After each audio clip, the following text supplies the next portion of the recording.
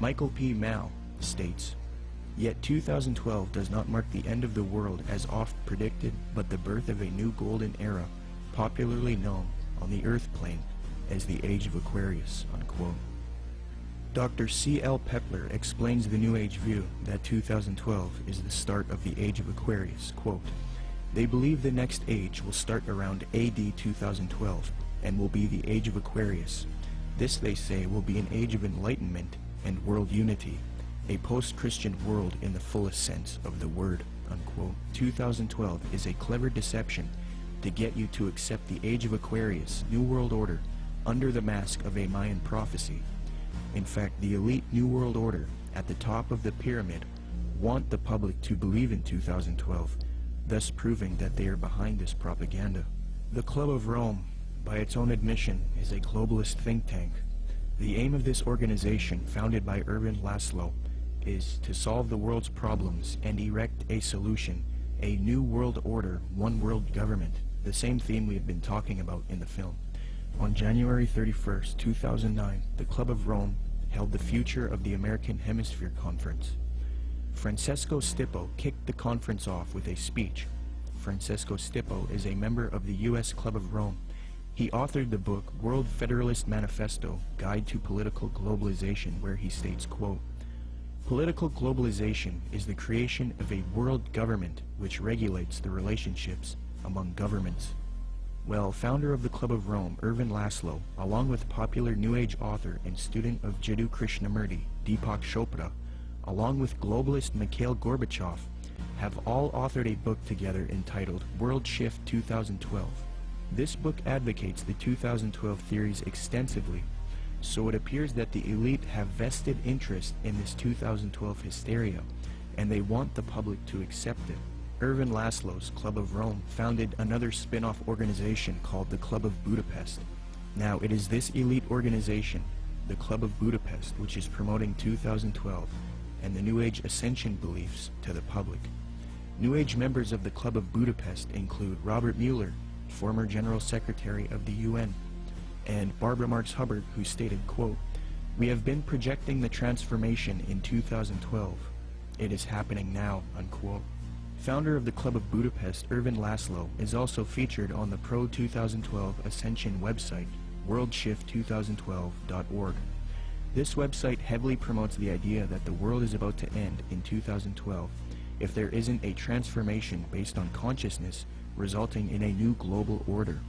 Under the Partners section of the website, the State of the World Forum, which Zeitgeist is connected to, is listed on the site. This ties the New World Order to 2012 in that the 2012 hysteria is being pushed by the New World Order to the public to rally humanity together for a one-world government. Under the endorsement section of the worldshift2012.org site, Mikhail Gorbachev is also listed. Mikhail Gorbachev, the Communist New World Order advocate. Thus, it is quite clear that the global elite want people to believe in 2012 so that they can achieve their Age of Aquarius one-world system, which they now claim will emerge in 2012. It's a very clever deception that a lot of people have fallen for. Will anything happen in 2012? Maybe. Will it have to do with any prophecy of Maya? No. If anything does happen, it will be the New World Order who engineers it and ushers in their global system.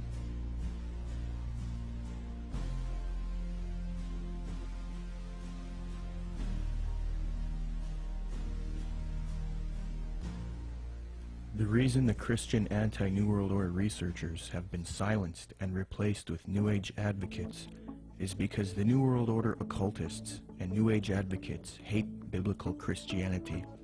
Why?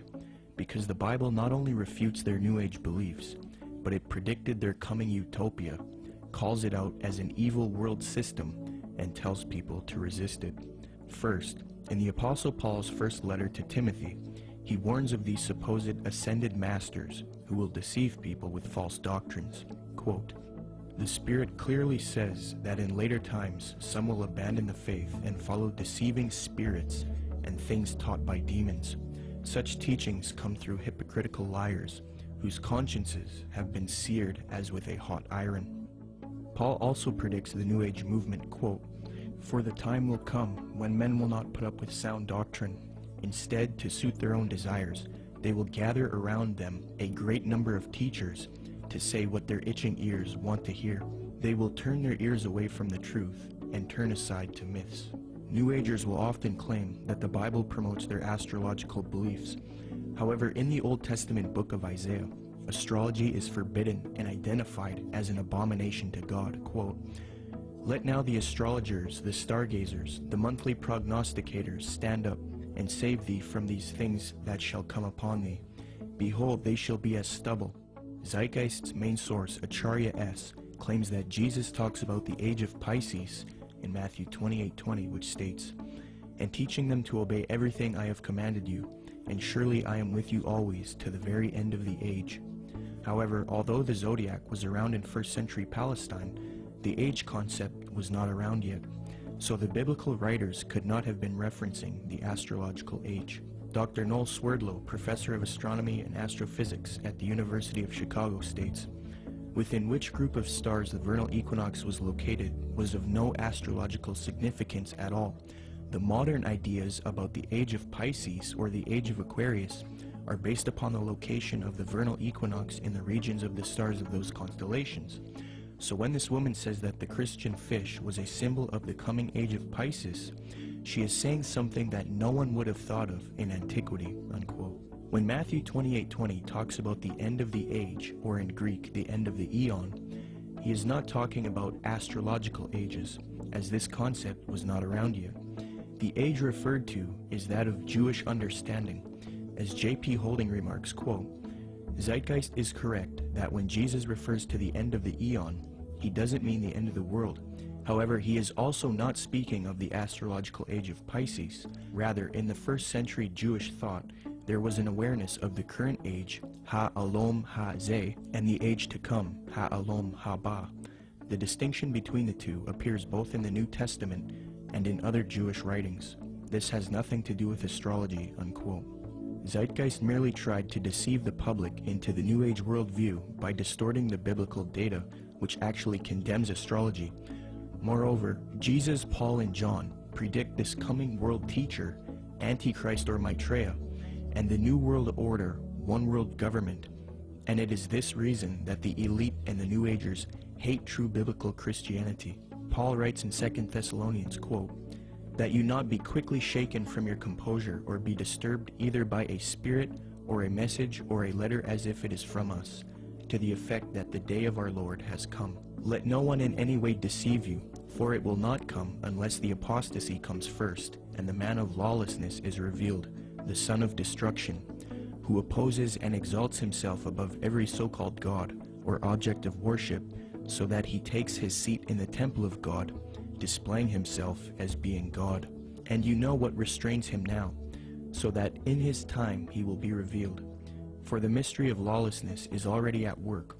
Only he who now restrains will do so until he is taken out of the way. Then that lawless one will be revealed, whom the Lord will slay with the breath of his mouth, and bring to an end by the appearance of his coming. That is the one whose coming is in accord with the activity of Satan, with all power and signs and false wonders." Jesus Christ warned of the Antichrist and false Christs. He says not to believe anyone who says, "Look, the Christ has returned."